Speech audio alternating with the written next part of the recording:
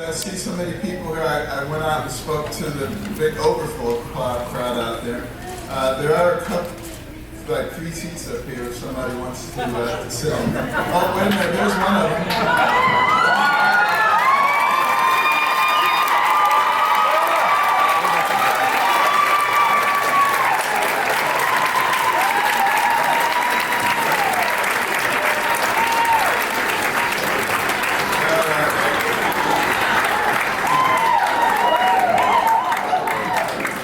You know, it's interestingly enough, when we started this thing, my wife was not at all enthusiastic about it, and that's putting it mildly.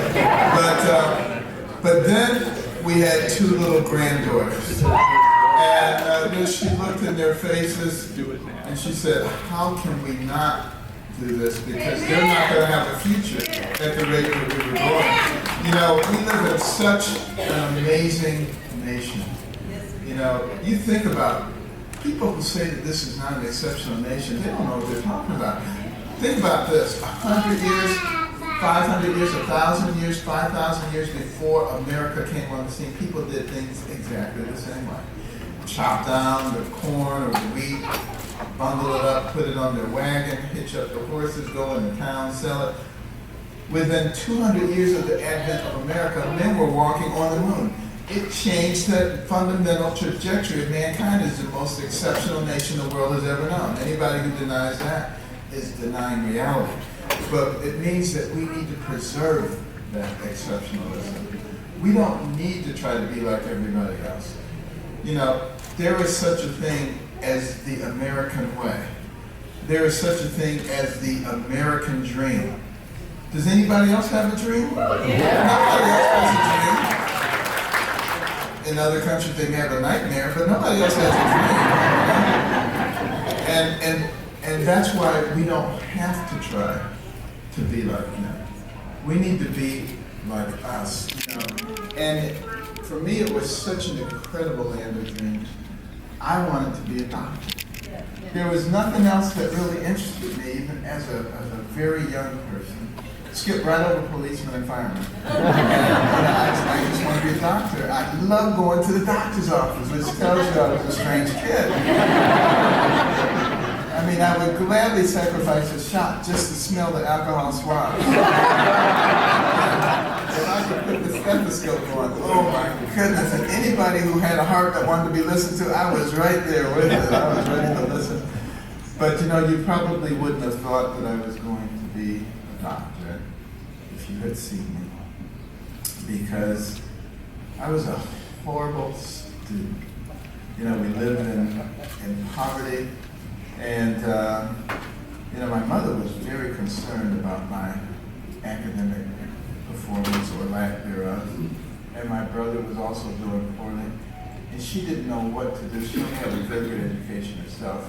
Raised in our huge rural family, got married when she was 13, tried to escape that horrible environment. They moved to Detroit. She discovered some years later that my father was a bigamist, so she had to raise us by herself. And she would work, leave the house at 5 in the morning, get back at midnight, going from job to job to job, because she didn't want to be on welfare, and she didn't want to be a victim. And the interesting thing is she never felt sorry for herself. And that was a good thing. The problem is she never felt sorry for us either. There was never any excuse that was satisfactory to her. But, you know, she was very alarmed about my lack of academic prowess. So she prayed, and she asked God to give her the wisdom to know what to do. And you know, that's the wonderful thing about God. You don't have to have a PhD to talk to him. You just have to have faith. That's all you need.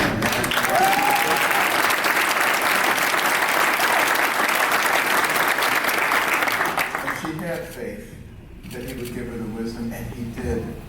Now, my brother and I didn't think it was that wise. Turning off the TV, what kind of wisdom is that?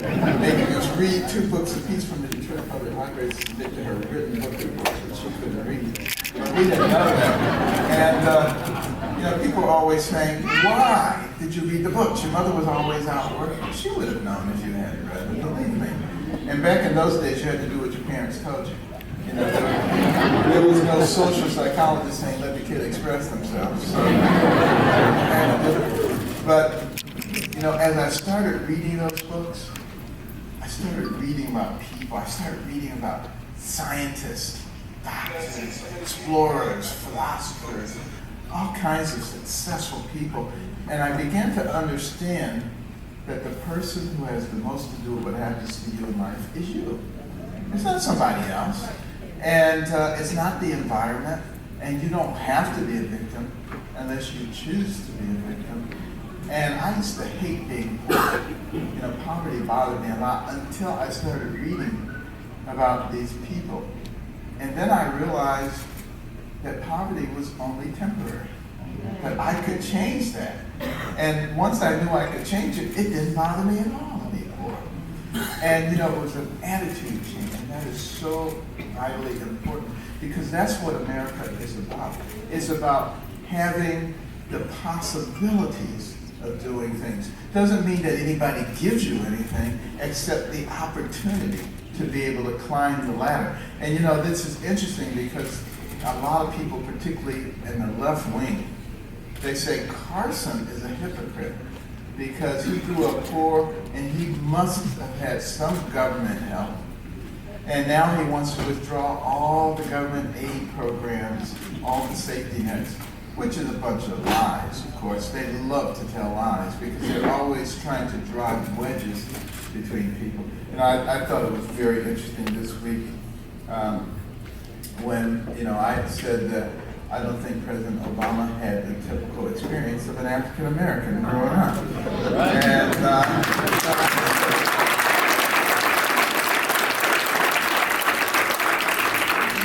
they wanted to argue with me about that. I said, you know, he grew up in Hawaii with his white grandparents who were very affluent, went to a private school, spent his formative years in Indonesia with his white mother. Show me an African American that has that experience. And then they want to say, well, but you're saying that being raised white is a horrible thing. I never said being raised white was a horrible thing. And you're saying that there's racism. I never said that there's racism every place. I simply said that the president's experience does not reflect the typical African American. You know, that's all they do is sit there and try to pick at stuff and then try to drive wedges and to create their narrative. But I've been used to that, you know, since the very beginning. They've been trying to write my political obituary every week. You know?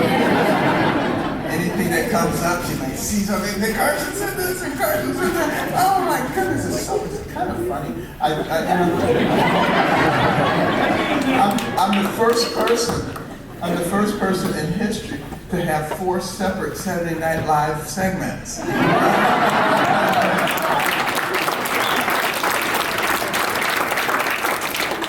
And of course, you know, as my political star began to rise when I was writing at the top of the Post, and they looked at the thing that really worried me.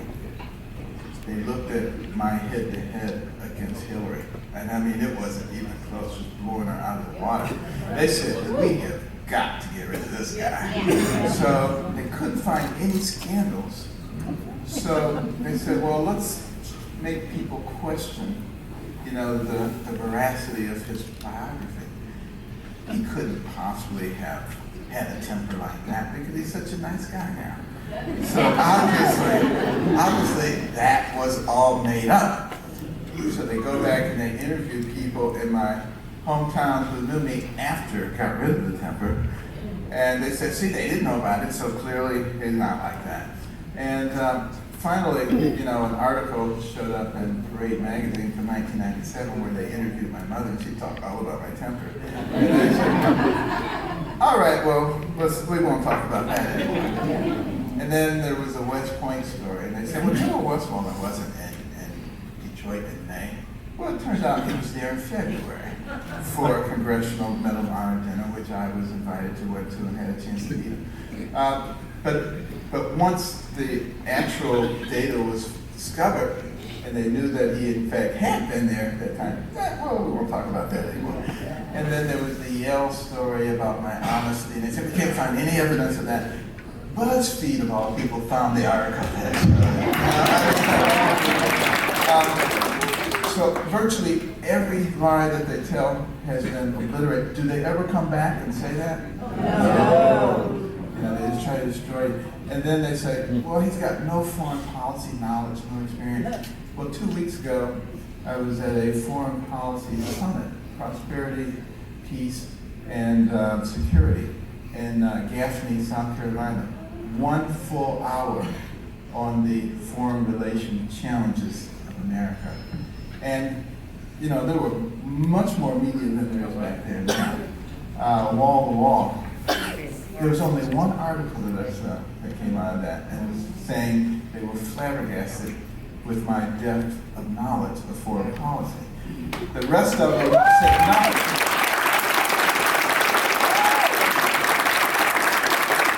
Because the reason they were there was to try to catch a gap, to find something that they could criticize, and they couldn't find anything, so they just went away. But you know what? I don't worry about that stuff, because if God be for you, who can be against you?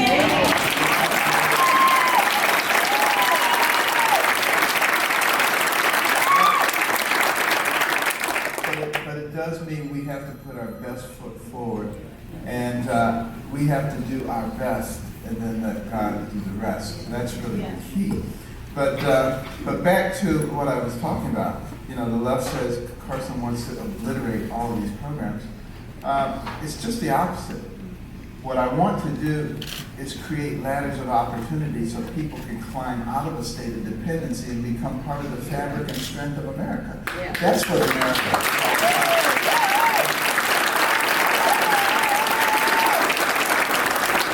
The very people who claim to be the compassionate ones are the ones who I believe have created a big problem. They pat people on the head, say, there, you poor little thing, I'm going to take care of all your needs, I'm going to give you food stamps and housing subsidies and free health care and everything. And those bad people over there, they don't want you to have that stuff. I'm the savior. Make sure you vote for me. I mean, that is just despicable, I believe, making people dependent generation after generation. Some of the welfare policies that break apart families rather than policies that bring families together.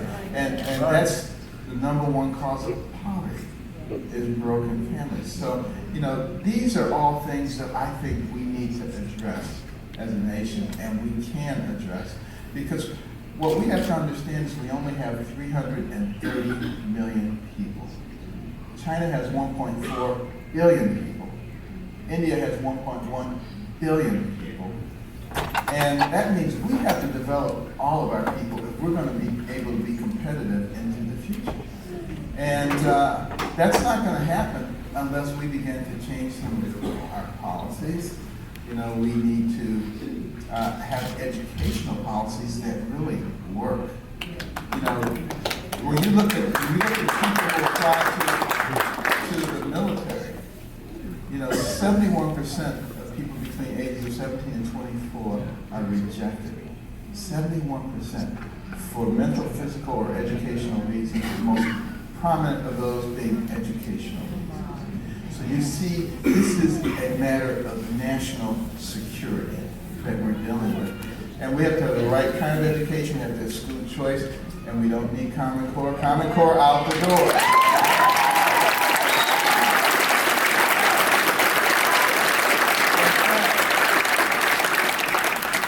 The more we can get the government out of our lives, the better off we are.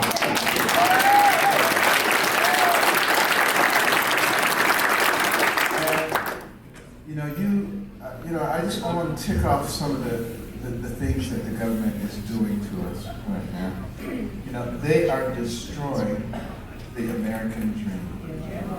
And I'll tell you one perfect example of that. Our federal debt, $19 trillion. Now, we can say that number, but it's an absurd number. You can't really conceive of a number that big. But to put it in perspective, if you try to pay it off at $10 million a day, 365 days a year, it would take you more than 5,000 years. That is a real problem. We're putting that on the backs of our children. Thomas Jefferson said it's immoral to pass debt on to the next generation. I mean, if we could bring him back today, if he could see what was going on, he would immediately stroke out and die. I mean, he just wouldn't even be able to conceive of what we're doing here. But you know what? That's the good news. That's the good news. Because the fiscal gap is even worse than that. How many people know what the fiscal gap is? I'm going to call on you, so make sure. Yeah. All right, I'm just kidding. But most people really don't know about it. Washington politicians will not talk about the fiscal gap. You will never hear them talk about it. But I'm not one of them, so I will talk about it.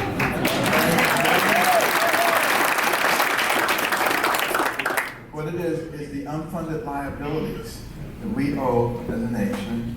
Social Security, Medicare, Medicaid, all the government programs, federal agencies, sub-agencies, all that money that's owed, infinite horizon accounting, versus what we have coming back from tax revenues and other revenue sources, which should be multiple because we own as a nation over $150 trillion in assets. You give a good company that knows how to manage assets, $150 trillion, believe me, the spin-off of that would take care of our national debt. But to say that we run our government like a business would be a farce. I mean, a business would not last for a week if it run like our government is. But at any rate, those two numbers should be almost equivalent. What we owe, what we have coming in, if we were fiscally responsible. If we're not, a gap forms. And you bring that forward to today's dollars, it's called the fiscal gap. It sits at over $200 trillion.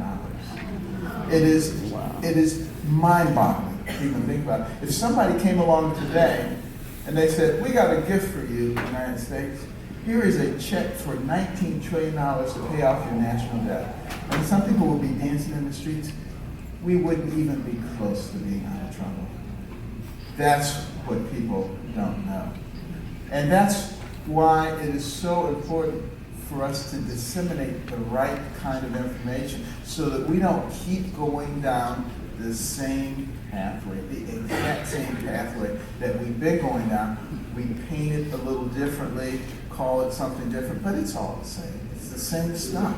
We need a radical change, and that's why we need somebody who is a member of we the people and not they the politicians.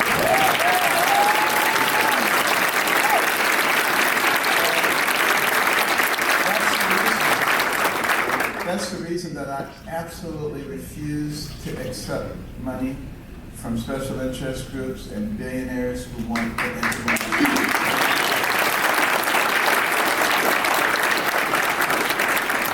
And believe me, we get calls from them all the time. I've got unanswered calls on my phone right now. Oh, if you could just do this, and you do this, or if you drop out and support this guy, or if you do, then we'll give you all this money, and we'll make sure that you become a senator here, and what a bunch of crap. You know,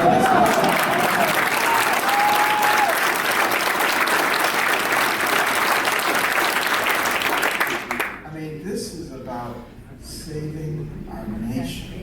This is not about horse trading and making deals. And it's certainly not about a job. It is about a nation that I love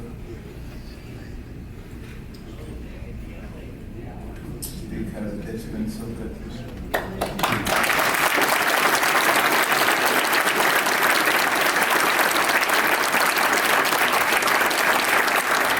And we have to make sure it's going to be good for our children. And it's not going to be if we keep this up. We have to be able to stop it. And the good thing is, we can fix this. You know, I want you to think about this part of the American dream. Joe the Butcher, every Friday, used to go to the bank and he'd put 5 to 10% of his check in his savings account. And he would watch it grow over the next few decades. And he could retire with a nice nest egg, with or without Social Security, and live happily ever after. That's gone. Have you noticed that you don't get anything in your savings account? Yeah. The reason that there is no interest to speak of is because the national debt is so high. The Fed has to keep the interest rate suppressed because even at near zero interest rates for the last decades, we still pay $250 billion in interest on that loan every single year. The debt service would be $1 trillion if we allowed interest rates to rise to a normal level. That's the problem. And, he can't make any money in the bond market for the same reason. The only place you can make any money is in the stock market. Well, who can put money in the stock market? Well-to-do people. So what happens? The income gap grows. Along comes Bernie Sanders and Hillary Clinton talking about the income gap and those evil rich people. And if we just take their money, everything will be okay. It is not the evil rich people, it is the evil government that is causing these problems.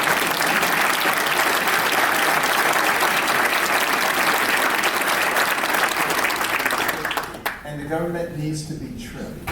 It needs to be trimmed down significantly. There's 4.1 million federal employees. That's ridiculous. And, tens of thousands of them retire every year. They don't have to be replaced. In a Carson administration, they would not be replaced. And we would shift people around to cover critical positions, but by attrition, we would take care of that problem very, very effectively. There's 645 federal agencies and sub-agencies, way, way too many. And I would bring in the director of each one, and I would say trim your budget by 2 to 3%, or resign, whichever is easier for you. And I would say it has to be done in a way that the people won't even notice that it was done. Because you remember a few years ago, when they tried to trim budgets, they were told to trim them in a way that people would feel it the most, so that no one would be asking for that in the future.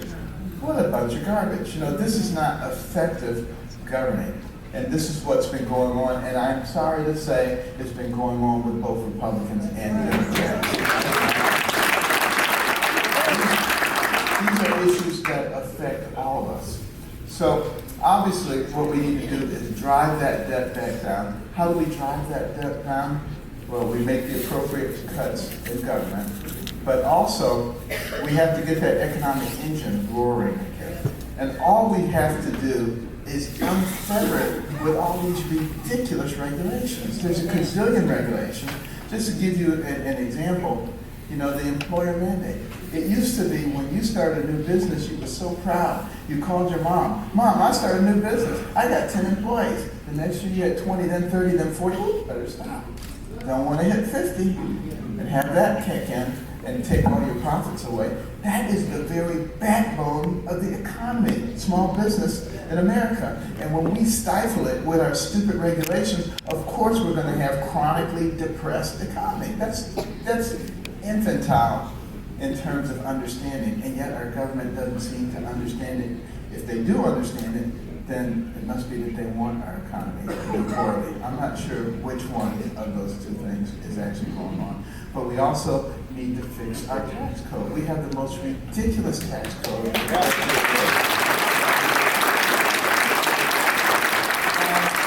Taxes were supposed to be to bring the money in so that we could run the government. And then somebody got the brilliant idea, we can use this tax code to control people's behavior. And then it just expanded and kept expanding, and now it's something that's ridiculous. That's why I proposed a flat tax, 14.9% across the board, starting at 150% poverty level. But even the people below that will still have to pay something because everybody has to have skin in the game.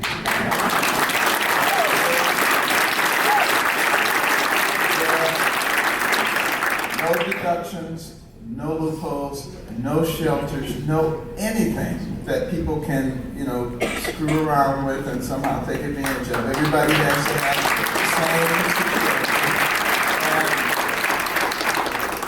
No double taxation, no death tax, no capital gains tax, nothing that you can tax on already just passed. That's the reason that, Forbes has said this is the most pro-growth tax plan that's out there. That's why Cato has praised it, and Wall Street Journal, and many others have praised it, because it makes sense. Now, do you ever hear the media talking about my tax plan? No. Oh, they only talk about anything negative that they can find. They don't want the people to know. You'll notice that, they try to blank me out. They try to act like I don't exist, but I do. If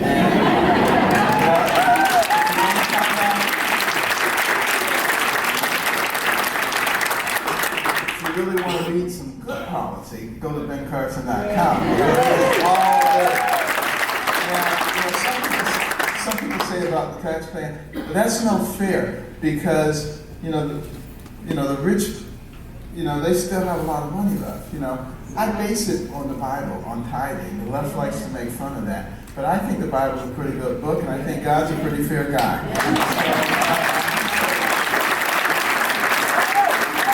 said, I want to tithe. He didn't say if you have a bumper crop, it can be triple tithe. He didn't say if your crops fail, you don't owe me anything. So there must be something inherently fair about proportionality. You make $10 billion, you pay $1 billion. You make $10, you pay $1. You get the same rights and privileges. How could anything be more fair than that? Some people say it's not fair because the guy who put in $1 billion still has $9 billion left. We need to take more of his money. Well, that's called socialism, and it doesn't work. And it's kind of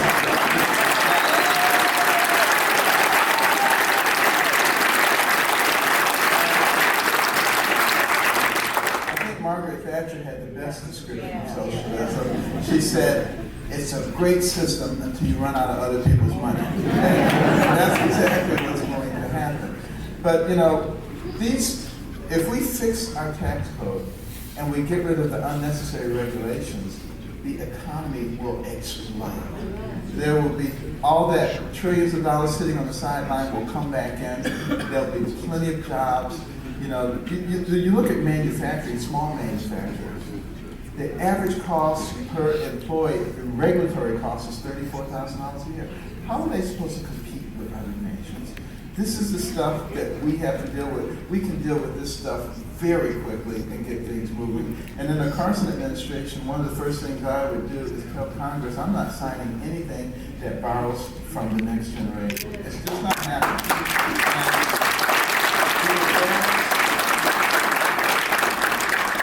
Balance the budget quickly. Now, the other thing I want to touch on briefly, and then we'll take a few questions, is our national security. People are frightened in this country. And that is the reason that they're willing to overlook a lot of stuff in certain candidates. I won't mention any names. And because when somebody says, I'm going to protect you, and I'm going to make everything wonderful, and you're frightened, that sounds pretty good. But people have a tendency not to make the best decisions when they're angry or when they're afraid. What we need to do is we need to think logically. We need to think logically about this.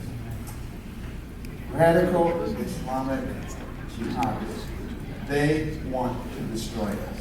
They have made that very clear that they want to destroy us. We must destroy them first, and the sooner we do that, the better off we're going to be.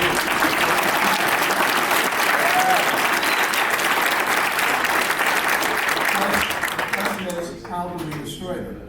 I think it's very good to understand who they are. And please, this weekend, when you have a little free time, it won't take you that long. Read up on the history of Islam. Read about jihadism and where it came from. The legitimacy that they have to have by having territory. So the first thing you do is you have to take their territory away from them. Now, you might have noticed one of the things I've been talking about for several months is Libya, because that will really expand their caliphate and give them an enormous amount of power. You have to anticipate these things. Finally, the administration and the other candidates are starting to talk about it, but this is a big deal because it's strategically located and there's a lot of oil there. But at any rate, you have to take your caliphate. And how do you do that? Well, I've heard some candidates saying 10,000 boots on the ground, 20,000 boots on the ground, 100,000 boots on the ground. That's not how you take it. talk to your Joint Chiefs and your military experts, and you say, here is the goal now, release like we have now. And they stopped the illegal traffic by 97%. 97%.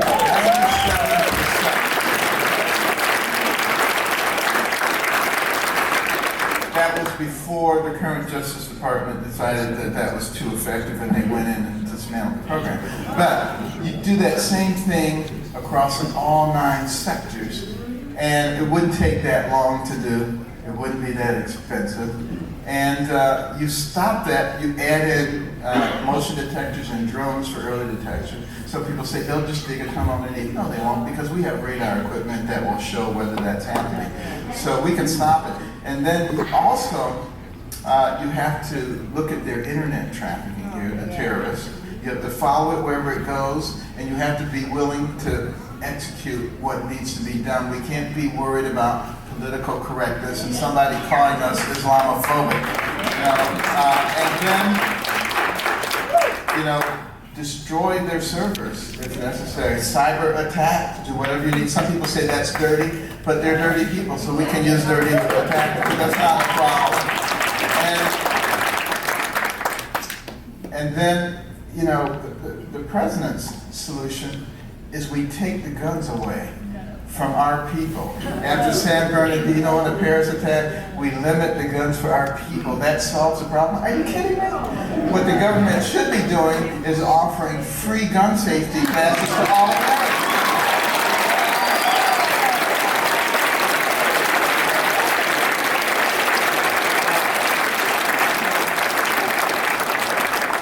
I find it fascinating because some people, they say, well, Carson, he's too nice.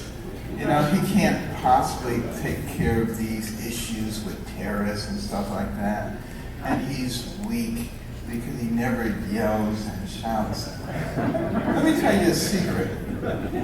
I used to yell and shout. I used to get in a lot of trouble. But it was God who cured me of that. And I got to tell you something. When people cannot make you angry, that is a sign of strength, not a sign of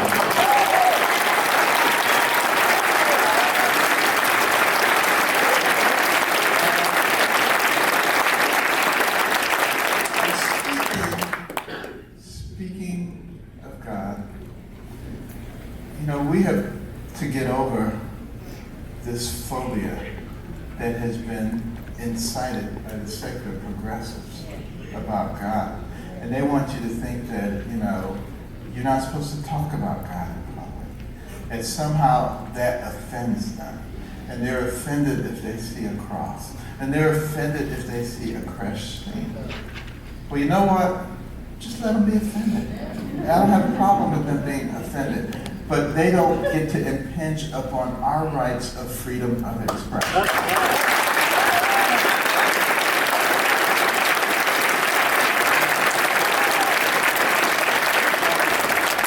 Those freedoms were hard fought. And a lot of our ancestors gave up their lives so that we could have those freedoms, and we cannot allow them to be usurped. And it means that we have to be willing to stand up. But here's what I want you to remember going away. Thomas Jefferson said it, that we would get into this position because we would not be vigilant. We would not be paying attention. And as a result, the government would do what all governments naturally do. They grow, they metastasize, they infiltrate, and they dominate. But he said that just before we turned into another form of government, people of America would recognize that they were being manipulated. They would wake up, they would rise up, and they would regain control of America. I say now is the time that we take it back.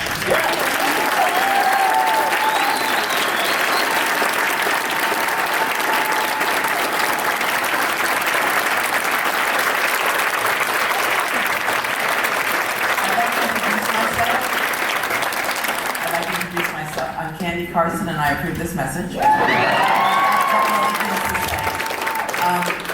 talk about the American dream, keeping the love, and this is something that was provided for us by God. Let us all take a pledge to not only take a stand and make a stand for the man who has the best plan. Okay? Think about it, taking a stand. What does that mean? You gotta get out there and vote. 93 million registered voters didn't vote last time. That would have made a big difference. 25 to 30 million of those were evangelicals. We've gotta take that stand. But we also gotta make a stand. We've gotta share this with others. Help them understand that we need our country back for the next generations. After we make a stand, we're doing this for the man who has the best plan, not just any plan, and he doesn't have any political ties. So can you say it with me? Let's take and make a stand for the man with the best plan. Read that again? Let us take and make a stand for the man with the best plan. Thank you.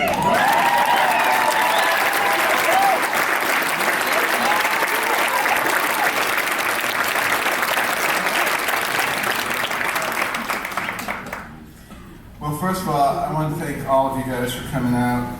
I want to thank Julie McCarthy and the Tennant County Tea Party for putting this together, for getting the word out, and basically for being patriots. Now, we have a question. Yes? President Carson. Amen.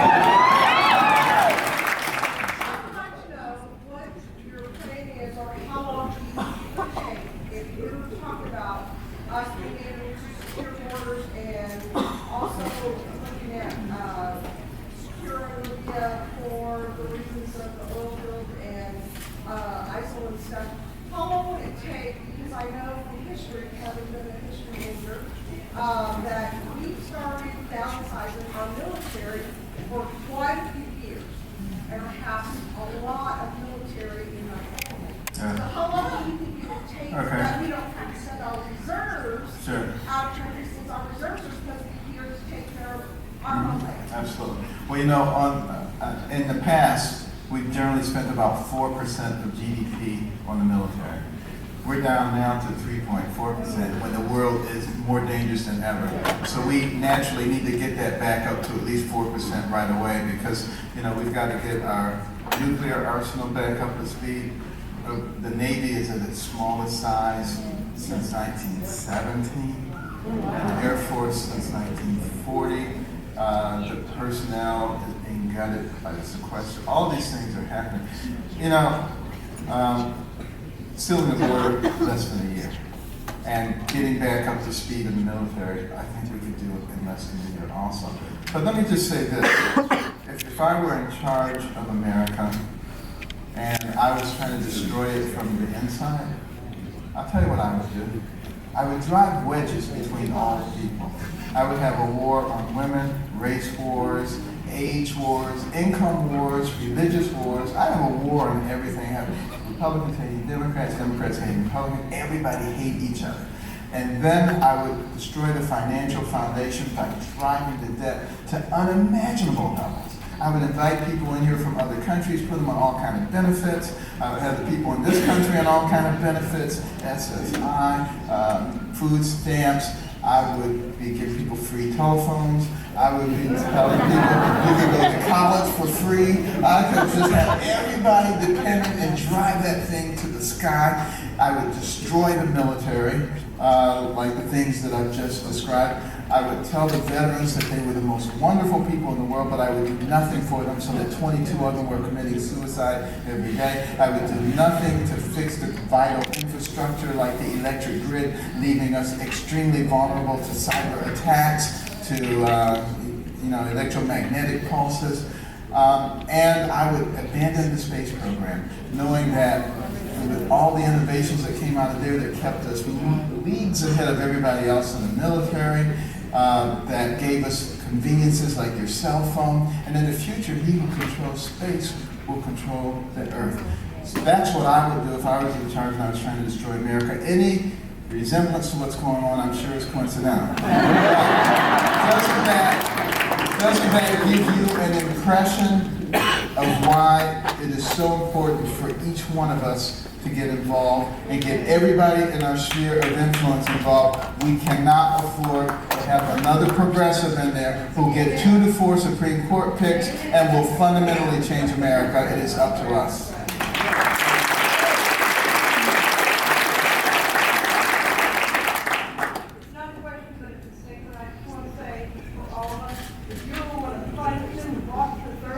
Thank you for staying and being the awesome, humble government you are, and staying every day.